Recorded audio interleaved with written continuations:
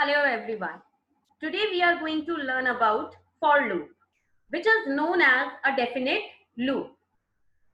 So why do we call it a definite loop? Let's take an example. For next 2 days, I will study computer science. Here I have mentioned the time period of 2 days, which is definite. That means I'm pretty sure that for next 2 days, I will be studying computer science. But I'm not saying that until and unless I will not understand the concept, I'll be studying computer science. But I'm only defining the number of days in count. So that is why the for loop is known as the count controlled loop, which is definite. A set of instructions is repeated a specific number of times. It is implemented by using count controlled loop, such as for loop. And this is the reason that we call for loop a definite loop. Whereas while loop is known as an indefinite loop. And what is the reason? Because this loop is known as a condition controlled loop. We specify a condition, and until and unless the condition will not become false, it will repeat itself. So what is the difference between for and while loop? For loop is a definite loop, which is also known as a count controlled loop, whereas a while loop is an indefinite loop, which is also known as a condition controlled loop. Next, iteration of sequences using for loop. So we are going to understand that how can we iterate any sequence with the help of for loop. My sequence can be a list, it can be a tuple, a dictionary, or a string of characters. So my sequence could be anything. So first we'll understand that how to write a for loop syntax. We always start the syntax of for loop with the keyword for. Next we take one iteration variable which will count that how many number of times my loop will run. Next is my in keyword. This is a keyword also and a membership operator also. And what is the work of it? It is used to check whether iteration variable occurs within the sequence or not. Next is my sequence. So as I told you that my sequence can be a string of characters, it can be a list, tuple, or a dictionary of elements. And at the end, we are using a colon sign. We always write any loop, any function, any statement along with this colon sign so that after pressing enter, I can start writing the body part of the concerned statement. So this colon symbol defines here that I am going to write the body of my for loop. Next, we are going to understand that how can we implement the same thing with having the for loop coding. So I am going to write one example over here. Let's take an example of writing the counting from 1 to 5. So for I in range, for I in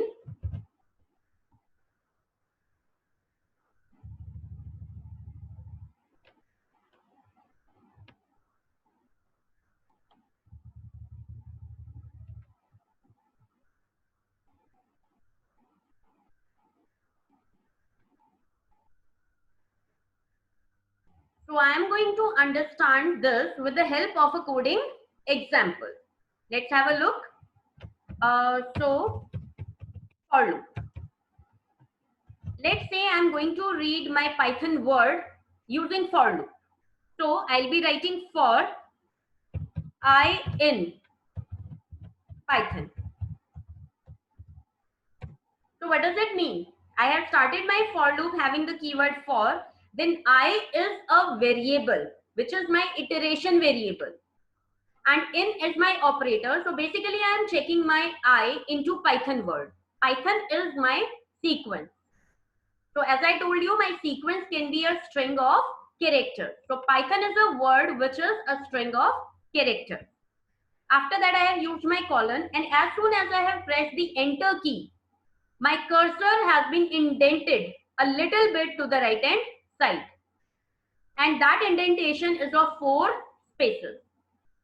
So I'm going to print my I, which is my duration variable, and I'll see the result now. F5. The result is in front of you. So what is happening? This variable I is reading P first, entering into the loop and printing I. So I am getting P character as an output. Next it is going back and it is checking I into the next character. So my next character is available. So we are entering into the loop and we are printing it. Third, it will go and see the third one and it will print I. Then it will jump onto the next character. It will print it. Similarly onto the next, will print, and at last on N. And finally my N character is also printed. But next time when it will go and check within the sequence, it will not get any other character after N. So that means my variable I does not occur in Python after that. So next time my loop will not run and will not print anything else. One more example we can take for I in 10, 20, 30, 40. So I have taken a list over here which is having 4 elements, 10, 20, 30 and 40. And how will I print it? In the same way, I'll write print I statement and it will traverse all the elements one by one and it will print it onto the screen. Let's see how does it work. F5. And as we can see that first it has executed Python and later on it has executed my 4 elements. So how does it work over here? How is it working? Let's dry run it. I is my iteration variable which is looking for the first element in the sequence and it is printing it. Then next it is going and checking whether another element is there in the list or not. And it is getting 20 as an element. So it will come inside the loop and will print 20. Third, it will go and check whether third element is there to be printed or not. And it is getting 30 as an element. So it will enter into the loop and will print 30. Then it will go back again and will check whether any other element is there or not. And it is getting 40 as an element and will come inside the loop and will print 40 also. Next time when it will go back, it will not get any element in the list. So at that moment will come out from the loop and nothing will be printed after that. Similarly, we can print our tuple also. We can take an example of our dictionary also. So this is how my for loop works. As many as number of characters or as many as number of elements will be there into my sequence, it will iterate all one by one and will print them on the screen. One more variation I can tell you that I am printing all the characters or all the elements in the separate lines, but I can print them in the single line also having this end separator. That means I don't want to shift my cursor to the next line, but the next element will be printed in the same line but after having a space. So let's have a look. Let me change here also. End is equal to this.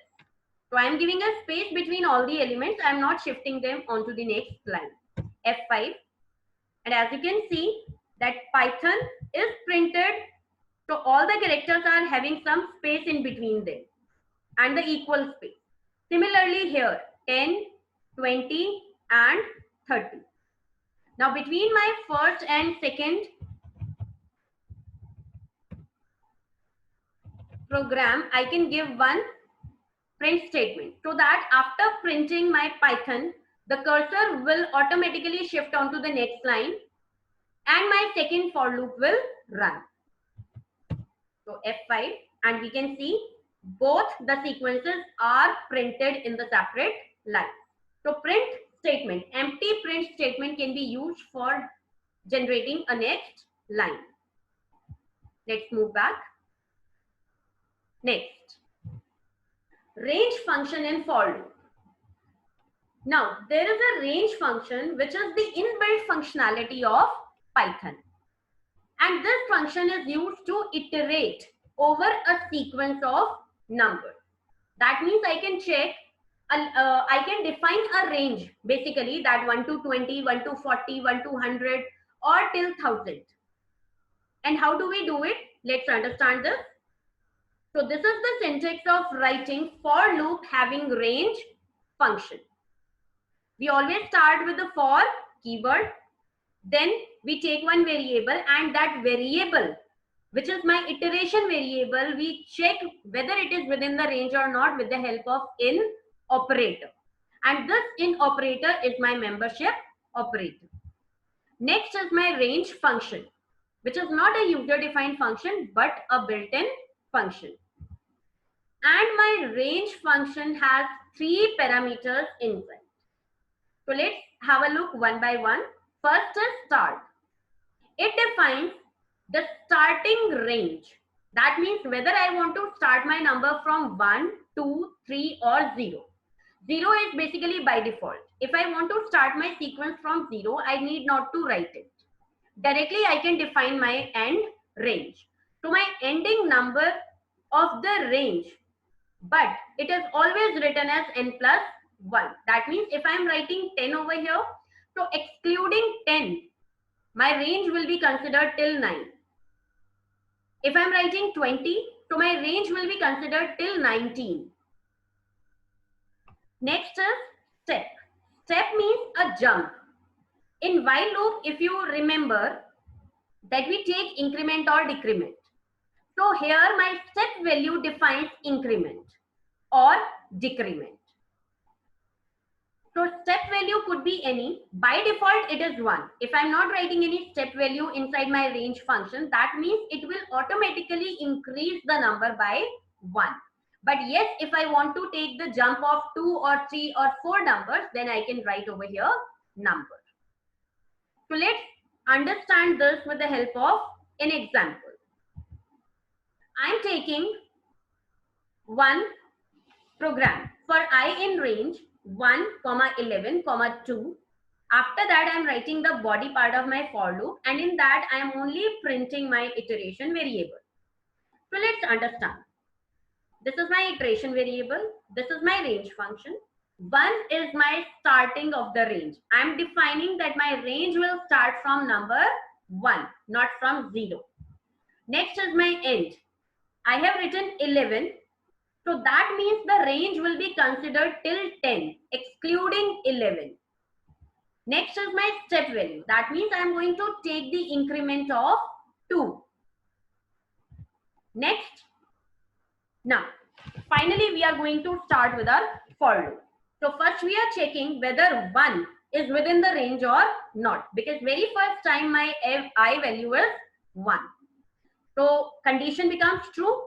We are entering inside the loop and we are printing I as 1.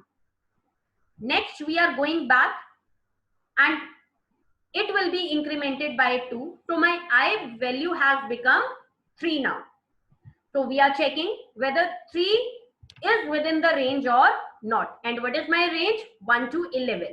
So condition becomes true. We are entering into the loop and we are printing the number 3. Next time, it will be incremented by 2 and I value has become 5. So we are going back and checking the condition again, that whether 5 occurs within the range or not. Condition becomes true. We are coming inside the loop and we are printing 5. Again, we are taking an increment of 2. So my I value has become 7 this time. We are checking whether 7 is within the range or not. Condition becomes true and we are printing 7. Again, it will take an increment of 2. So my I value has become 9. Again, we are checking whether 9 occurs within the range or not. Condition becomes true and we are printing 9. Now, once we are going back, it will again be incremented by 2. So the value has become 11.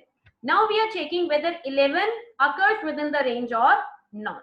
And this time my condition will become false. Because as I told you, my end value is always plus 1, which always considered as minus 1. So if I have written 11, my range will be considered till 10 only. So this time we will not enter inside the loop and my program execution is over. I hope you have understood this. So let's take an example of the coding. Let me clear this. So I'm going to take an example of for I in range. I'm writing over here 2, 21. That's it. I'm not going to take the step value because I want to print them one by one. And inside that, I'm printing I. So let's have a look at how does it work. F5. And as you can see, my numbers are printed from 2 to 20 because my starting range I defined as 2. So it will start the iteration from second number. And it has stopped at 20 because I have given my end value as 21, which is always plus 1 in writing. Let's do some modifications. I am going to give the step value as 2. Now let's see the execution. F5. Now it will be printing the counting after a difference of one number. That means alternate number. 2, then 4, then 6, then 8, then 10. If I start my number from 1, then what will be printed onto the screen? F5. And as we can see, my range started from 1. Then it has taken the step value of 2. So it has become 3, then 5, 7, 9, 11. And it has stopped at 19. Because after 19, when it will take the increment of 2, it will become 21, which is out of the range. So if I want to include 21 also, I need to write it as 22. So I can show you that also. So my output is appearing as 1 to 21. So this is how my for loop range function works. And as I told you that my starting value is also optional. If I'm not giving my starting range, that means by default it will start from 0. So let's have a look. I'm writing only 10 over here. So what will happen? F5. Now my numbers from 0 to 9 are printed. So 10 value is considered as the end value of my range. And first value is skipped. First value has become by default 0. So that's why 0 value has been printed over here. And my end value is 10. So my last number 9 is printed over here. And because I have not given any step value, so by default it has taken one value increment. So how many number of times my loop is running? 10 number of times from 0 to 9. So my counter variable, or I can say my iteration variable I, is keeping a check on count. That's why this loop is known as a count controlled loop. Let's move back. So there are 3 examples. Like my first question is print even numbers between 1 to 20. Second question is print odd numbers between 1 to 20. Both the examples we have seen that if I'll give my step value 2, then I can print my even numbers also and I can print my odd numbers also. But the starting of my range will depend on this. If I'm starting my range from 2, then I'll get the result for even number. But if I start my range from 1, then I'll get the result for odd number.